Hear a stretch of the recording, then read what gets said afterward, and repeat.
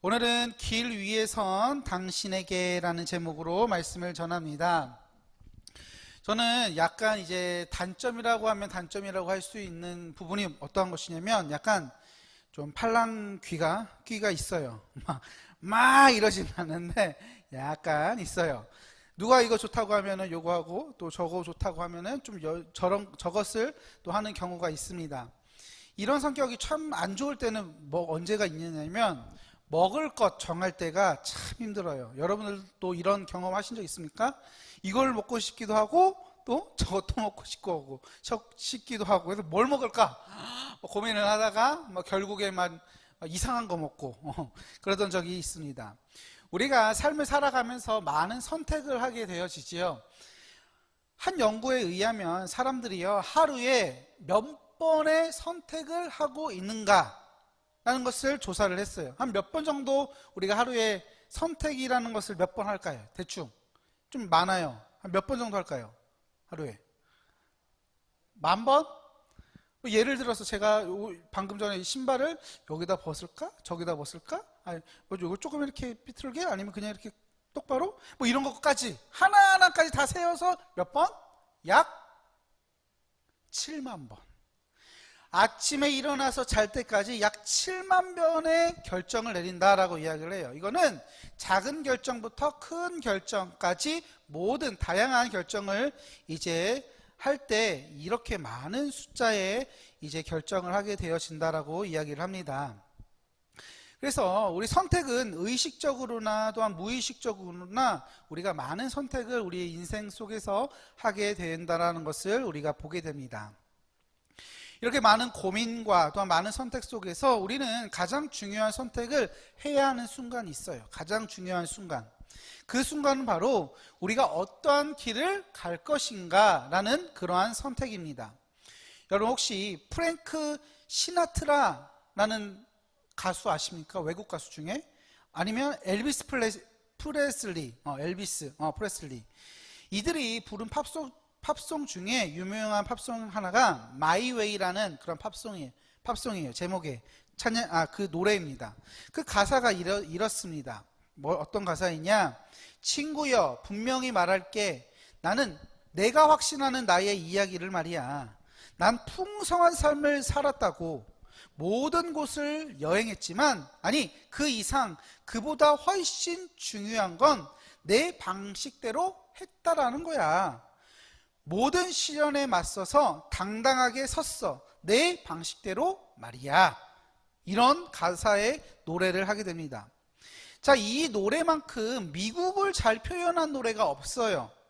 이 노래는 우리가 지닌 가장 높은 그런 문화적 사상을 표현을 하고 있는 것입니다. 즉, 자수성가한 남자, 자립한 여자, 강인한 개인, 사상에 대해서 이 노래가 이야기를 합니다.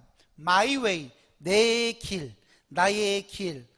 그래서 자신의 힘으로 광야되는 그 길을 내가 걸어갔다. 그것도 내가 승리를 했다라는 그러한 내용이 담겨져 있는 것입니다. 그런데 오늘 시편 1편의 이 말씀과는 완전히 반대되는 그러한 완전히 반대되는 그러한 내용이지요. 오늘 우리가 읽은 이 시편의 1편은 우리 스스로 길을 선택하면 반드시 스스로 파멸하게 된다라고 이야기를 해요. 여기서 말하는 길은 단순히 우리가 차를 타고 다니는 길을 말하는 것이 아닙니다. 그 길은 우리가 선택하고 살아가는 그러한 삶의 방향을 오늘 이 시편 1편에서는 우리들에게 말하고 있습니다. 그래서 오늘 이 시편 1편의 말씀은 그 선택이 얼마나 중요한지, 우리의 인생의 선택에 있어서 그 결과가 우리의 선택에 의해서 결과가 어떤 영향력을 끼치게 되어지는지를 우리들에게 말하고 있다라는 것입니다. 오늘 본문에서 성경은 우리들에게 분명히 말하고 있지요. 뭐라고 이야기를 합니까? 의인은 생명의 길이고 복된 길이다. 하지만 반대로 악인의 길은 어떻습니까? 멸망이고 멸망으로 인도하게 될 것이다 라고 말씀을 하세요. 그래서 오늘 이 시간을 통해 하나님 앞에서 여러분들은 어떤 길 위에 서 있는지를 함께 되돌아보시기를 바랍니다. 오늘 시편 1편은 세 연으로 이루어져 있어요. 첫 번째 연은 의로운 자에게 올 축복에 대해서 이제 1절부터 3절까지 이제 있고, 4절부터 5절까지는 악인에 대해서, 악인이 이제 마주하게 될 그 운명을 제시하게 되어집니다. 그리고 마지막 6절에서는 의인과 악인에 대해서 이제 요약해서 진술을 하고 있습니다. 먼저 1절부터 3절까지를 보면 의인의 길에 대해서 이야기를 하고 있어요. 우리 함께 1절의 말씀을 읽어보도록 하겠습니다. 1절의 말씀입니다. 시작. 복 있는 사람은 악인들의 꾀를 따르지 아니하며 죄인들의 길에 서지 아니하며 오만한 자들의 자리에 앉지 아니하고. 자, 오늘 여기 말씀은 복 있는 이라는 단어로 시작을 해요. 복 있는. 이 복 있는 이라는 이 단어는요, 사실 행복이라는 단어와 마찬가지입니다. 다시 말해 복 있는 사람은 바로 행복한 사람은 이라고 바꿀 수 있는 거예요. 우리가 신앙생활을 할 때 행복한 신앙생활을 우리는 놓쳐서는 안 됩니다. 행복을 느끼면서 우리가 신앙생활을 해야 되고요, 행복을 느끼면서 교회 생활을 해야 되고요, 행복을 느끼면서 가정 생활을 해야 되고요, 행복을 느끼면서 우리는 직장 생활을 해야 돼요. 신앙인은 이렇게 행복을 놓쳐서는 안 되는 것입니다. 신앙인은 충만한 그 행복 가운데 찬양하며 살아가는 존재가 바로 신앙인이라는 거예요. 행복한 가운데서 찬양하는 사람. 그러면 이어서 이 행복한 사람은 어떻다라고 이야기를 합니까? 악인들의 꾀를 따르지 아니한대요.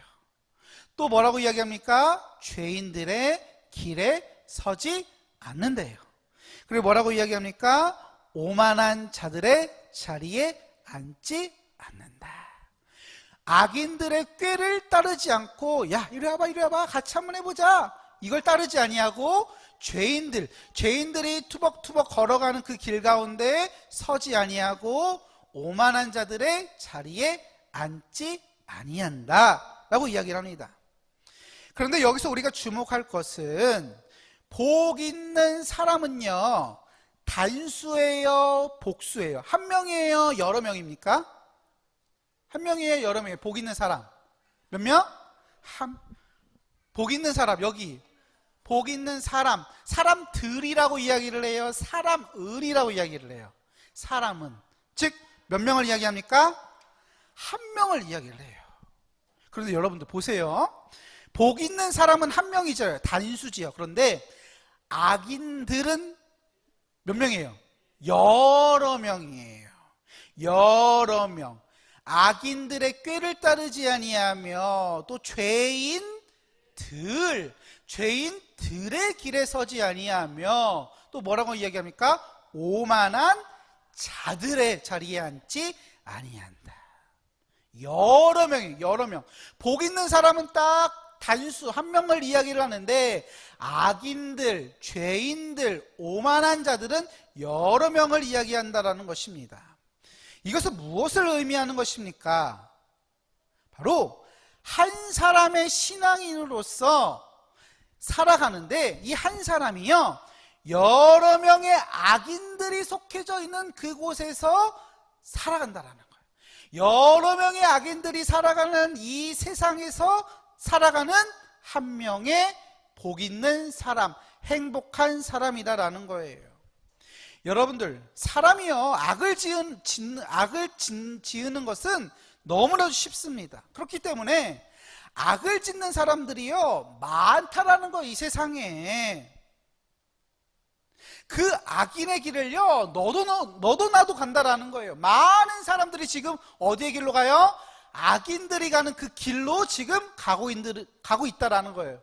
그래서 악인들, 죄인들, 오만한 자들, 여러 명의 많은 사람들이 지금 어디를 간다? 악인의 길을 가고 있다. 하지만 의인의 길은 어떻습니까? 가뭄에 콩나듯이 몇몇 안 되는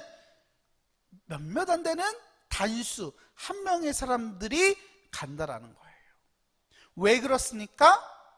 왜 그래요? 어렵기 때문에. 그 의인의 길이 어떻습니까? 좁기 때문에. 여기 이리 치고 저기 치고 왜 이렇게 좁은 거야? 힘들어. 한 명만 갈 수 있다는 거예요. 그 길을요 너무 좁아가지고 불편하기 때문에 의인의 길은요 너무너무 힘든 거예요. 너무너무 힘들기 때문에 한 명 단수로서 복 있는 사람이 나온다라는 거예요. 이러한 자들, 즉 신앙인으로 살아가는 것은 많은 어려움을 당하는 자리임에 분명하다라는 것입니다. 어쩌면요 우리가 복 있는 사람, 의인의 길을 간다라는 것은요 많은 어려움을 당하는 자리예요. 함께 술자리도 못하고요, 함께 죄 짓는 자리에 가지 못해요. 함께 험담하지 못해요. 함께 나쁜 일을 하지 못한다라는 거예요. 그러나 그럼에도 불구하고 악인들의 꾀를, 길을, 자리를 피하여서 좁은 길로 가는 길이 바로 누구의 길이다? 복 있는 사람, 의인의 길이라는 것입니다. 믿으십니까? 그래서 의인의 길은요 좁은 것이 당연한 거예요. 저기 악인들이 걸어가는 길은요 많은 사람들이 악을 짓고 죄를 짓고 많은 사람들이 가고 있잖아요. 왜 그렇습니까? 거기는요 누구나가 쉽게 죄를 짓기 때문이라는 거예요. 하지만 의인들이 가는 길은요 좁은 길을 혼자서, 때로는 외로울 수 있습니다. 하지만 그 길을 간다라는 거예요. 그런데 여기서 중요한 것은 그 길이요 혼자 싸우는 싸움이 아니라라는 것입니다. 우리 함께 2절의 말씀을 함께 읽어보겠습니다. 2절입니다. 시작. 주야로 묵상하는도다. 아멘. 자, 신앙인에게는 힘이 있다라는 것입니다. 그 힘이 무엇입니까? 바로 여호와의 율법, 하나님의 말씀을 통해 즐거워한다라는 거예요. 세상의 사람들은요 돈으로 즐거워합니다. 죄로 즐거워하고요 명예로 즐거워합니다. 하지만 하나님의 사람은 어떻습니까? 여호와 하나님의 말씀으로 즐거워한다. 그래서 행복한 사람이다. 그래서 우리는요 하나님의 말씀을 우리는 결코 포기할 수 없다라는 거예요. 하나님의 말씀은요 결코 우리를 속이지 않습니다. 여러분 돈은 어떻습니까? 내 손 안에 가득히 있다가도 없어지는 것이 돈이에요. 사람들, 인간관계는 어떻습니까? 언젠가는 많은 사람들이 나를 찾고 나와 함께 해주지만 또 어느 순간에, 어느 한순간에는 바로 나를 떠나는 것이 바로 사람들이다라는 거예요.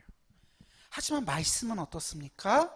말씀은 언제나 늘 우리와 항상 함께 우리 편이 되어 주어서 우리와 늘 함께 동행한다라는 거예요. 여러분, 영국 수상 윌리엄 윌버포스라는 사람이 있습니다. 수상 총리, 영국의 총리겠죠. 이제 가장 높은 사람. 자, 그 중에 그 윌리엄 윌버포스라는 사람이 있었는데 그는요 청년 시절에 아주 매우 방탕한 생활을 하게 됩니다. 그러던 중에 성경을 그가 읽고 그의 인생이 완전히 바뀌어지게 된 거예요. 그러면서 그가 노예를 팔고 노예를 사는 일들이 잘못된 것을 그가 확신하게 됩니다. 그래서 그가 했던 업적 중에 하나가 영국의 그런 노예 제도들을 폐지하게 된 거예요. 미국은 링컨이 없앴잖아요. 그런데 이 영국에서는 윌리엄 윌버포스라는 사람이 없앴다라는 거예요. 그러면서 그가 했던 말 중에 하나가 하나님의 말씀은 내 영혼을 붙잡아주는 닻이 되어졌다라고 이야기를 해요. 내가 믿는 대로 살지 않았다면 나는 믿는 대로 죽을 수도 없었을 것이다 라고 이야기를 합니다. 다시 말해 그는 말씀의 뿌리를 내리는 그런 삶이 어떤 많은 축복을 나에게 보여주었는지를 알게 하는 그런 인물로서 우리들에게 모범이 되어진다라는 거예요. 그의 삶은요 시냇가에 심은 그 나무처럼 열매를 맺는 그러한 삶이었다라고 우리들에게 말하고 있습니다. 말씀을 즐거워하는 사람들은 말씀 속에서 즐거움을 발견하고 또 그 안에서 무엇을 발견합니까? 행복을 발견하게 된다라는 거예요. 그래서 우리는 말씀을 깨달을 때 행복을 발견하게 되어지고 말씀을 따라 순종할 때 행복을 발견하게 되어지고 말씀 속의 일들을 이루어지는 것을 내 눈으로 보았을 때 우리는 행복을 느낄 수 있다라는 거예요. 그래서 이러한 은혜가 저와 여러분들 간에 함께 하시기를 축복드립니다. 그러면서 3절입니다. 3절 한번 읽어보겠습니다. 시작. 그는 시냇가에 심은 나무가 철을 따라 열매를 맺으며 그 잎사귀가 마르지 아니함 같으니 그가 하는 모든 일이 다 형통하리로다. 자, 물이 잘 공급되는 시냇가에 심겨진 나무는요 어떻습니까? 물이 흐르는 그 시냇가 옆에 있는 나무는요 언제든지 무엇을 공급받아요? 물을 공급받아요. 그래서 철이 돼요. 사계절이 때가 되면은 철 따라 열매를 맺고 모든 일들이 어떻다고 이야기합니까? 다 형통하다라고 말씀하세요. 그런데 여러분들 여기서 말하는 물이 뭔지 아십니까? 물이 뭔지 아세요? 물이 바로 말씀이라는 거예요. 말씀을 상징한다라는 거예요. 그래서 나무에 물이 공급되어지면 그 물로 인해서 그 나무가 에너지를 얻고 힘을 얻고 많은 열매를 맺게 돼요. 그래서 오늘 말씀에서는 그것을 무엇이라고 이야기를 합니까? 형통이라고 이야기를 하는 거예요. 형통. 말씀의 길을 가다 보니 형통이 우리를 기다리고 있다라는 거예요. 형통이. 무엇을 가까이 하니까? 말씀이. 그 형통이요 여러분들 세상 사람들이 말하는 부자가 되는 것이 아닙니다. 명예 얻는 것이 아니에요. 건강 얻는 것이 아니에요. 하지만 그 형통은요 진정한 형통입니다. 말씀을 따라 옳은 길을 갈 때 그 길이 막히지 않는다라는 것입니다. 여러분 성경을 보면 이 형통이라는 이 단어가 굉장하게 잘 어울리는 인물이 있어요. 창세기에 있는데요. 누구일까요? 형통. 두 글자예요. 두 글자. 누구? 힌트 드릴까요? 한 글자 첫 번째는 요예요. 요셉. 자, 우리 창세기 39장 2절의 말씀을 함께 보겠습니다. 창세기 39장 2절. 자, 시작. 여호와께서 요셉과 함께 하심으로 그가 형통한 자가 되어 그의 주인 애굽 사람의 집에 있으니. 아멘. 지금 이 창세기 39장의 말씀은요 요셉이요 형들 때문에 이제 팔려가잖아요. 팔려가게 되는데 애굽이라는 나라로 팔려가게 됩니다. 근데 그곳에서 이제 보디발이라는 그 바로 그 왕이었던 바로의 친위 대장이었던 그 보디발이라는 사람의 집에 팔려가게 되어지지요. 그러면서 그의 주인인 보디발이 요셉을 보고 뭘 느끼는지 한번 보시기 바랍니다. 우리 3절의 말씀 시작. 그의 주인이 여호와께서 그와 함께 하심을 보며 또 여호와께서 그의 범사에 형통하게 하심을 보았더라. 아멘. 자, 여러분들 지금 이거 이 3절 2절 3절의 말씀은요 지금 이 보디발이라는 이 사람이 대장인 이 사람이 이 요셉을 그냥 뭐 일을 시킨 것도 아니에요. 그냥 보자마자 이 사람이 이 요셉이라는 자가 형통함을 갖고 있는 사람인지 단번에 알았다라는 거예요. 단번에. 여러분 이후에 이 요셉의 이제 삶이 어떻게 되는지 너무나 잘 알지 않습니까? 그를 이 요셉이라는 사람을 통해서 이스라엘이라는 거대한 민족을 이루신 사건들을 또한 우리는 보게 되어집니다.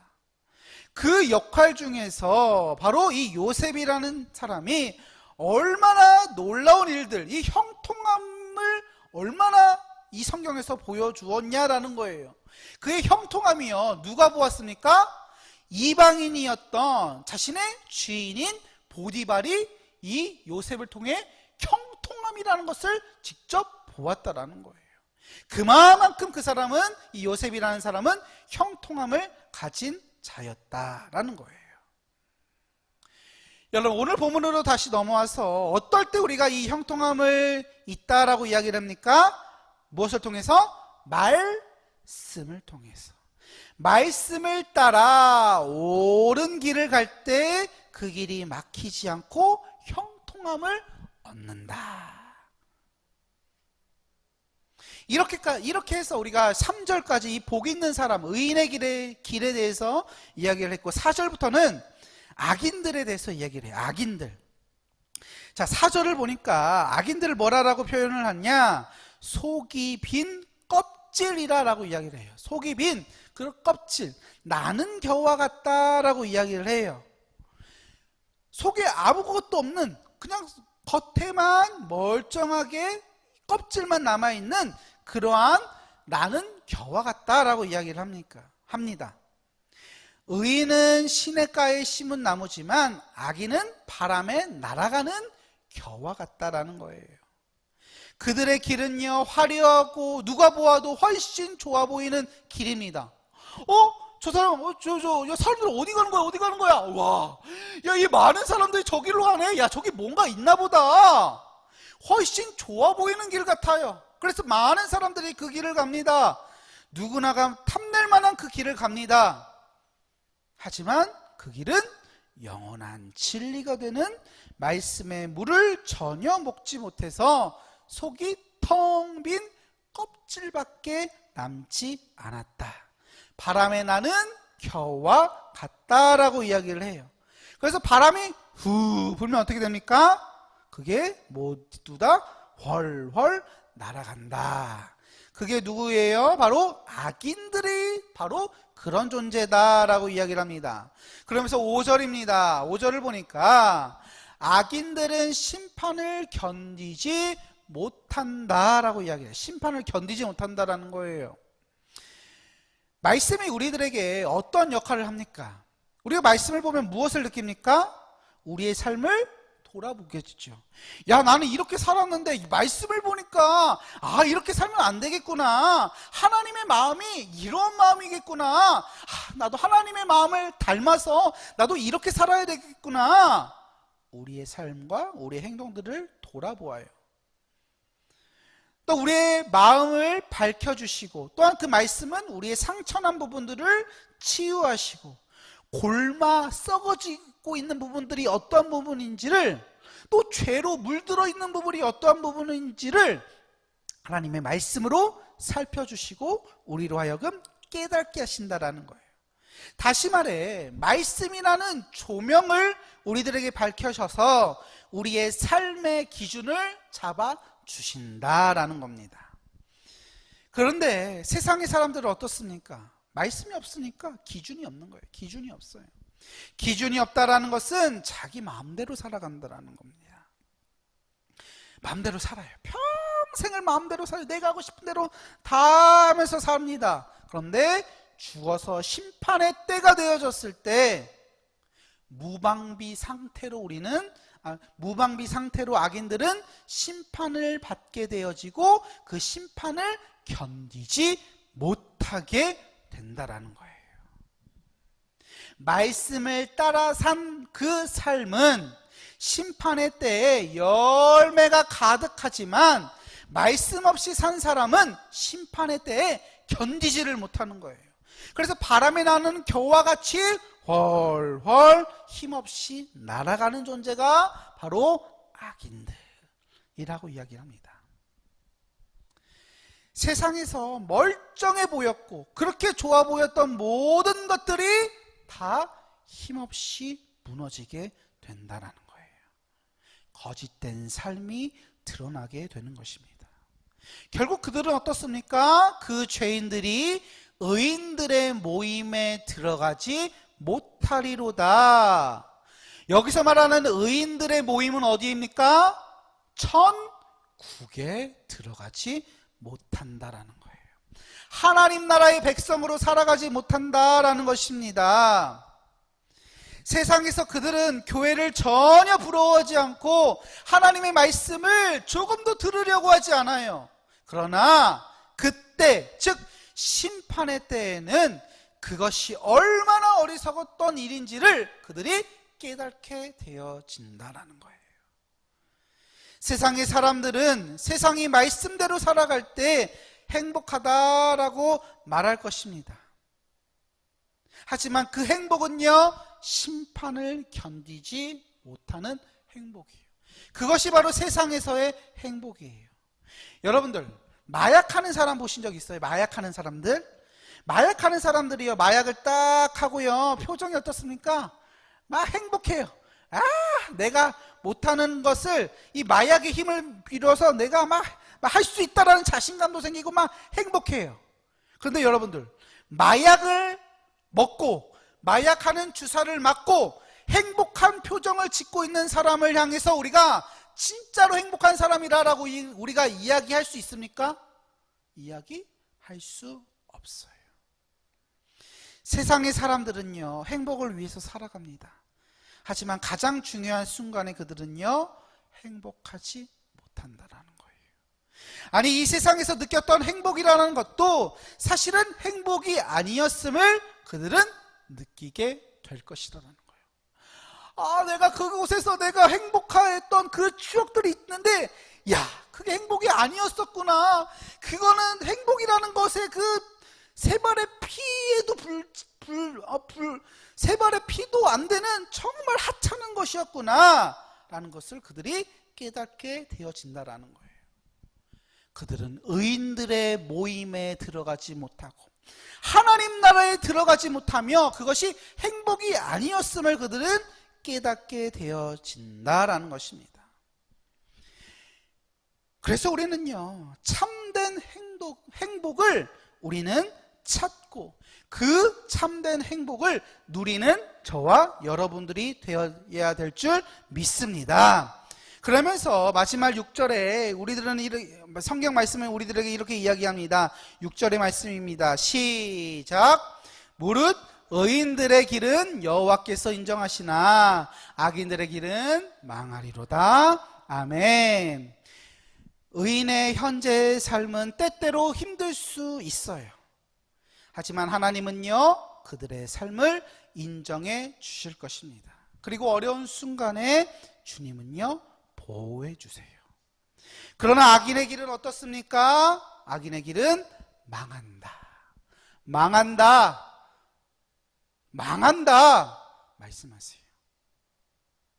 이렇게 악인의 최후는요, 정말 보잘것없는 비참한 그러한 인생 마지막을 맞이하게 될 것입니다. 왜 그렇습니까?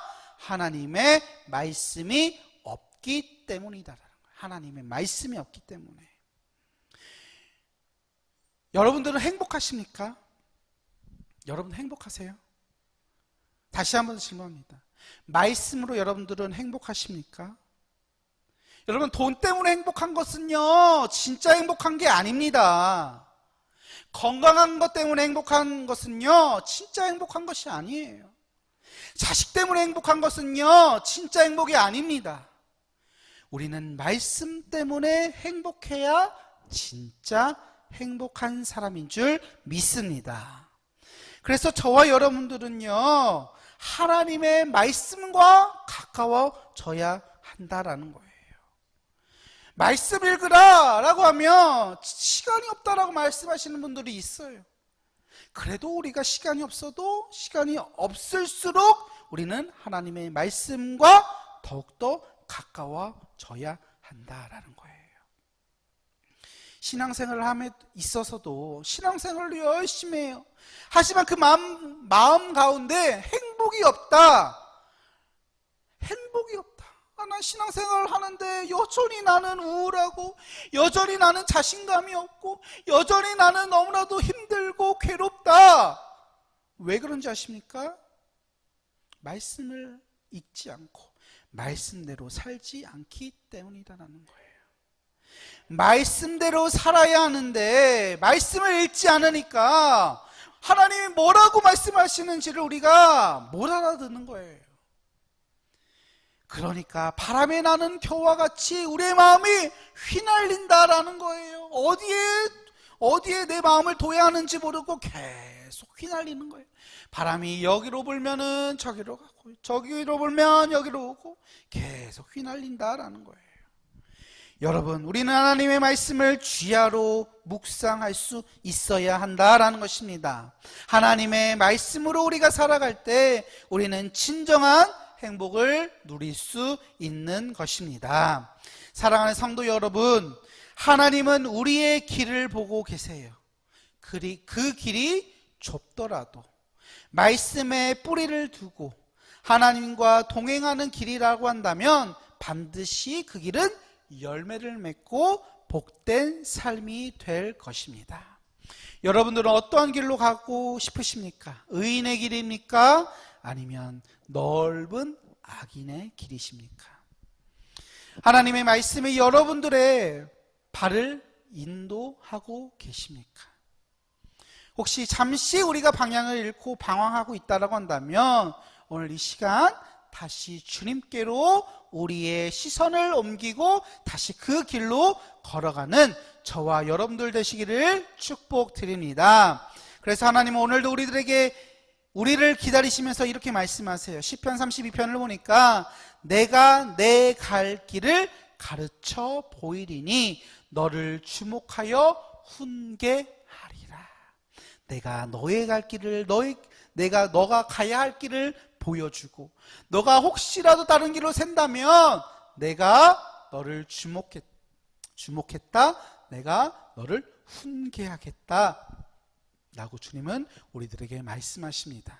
온전히 우리가 하나님의 말씀을 통하여 우리가 가야 할 길을 올바르게 알고 또한 그 길 가운데 걸어가 형통의 축복을 누릴 수 있는 복된 모든 한마음의 성도님들 되시기를 축복드립니다.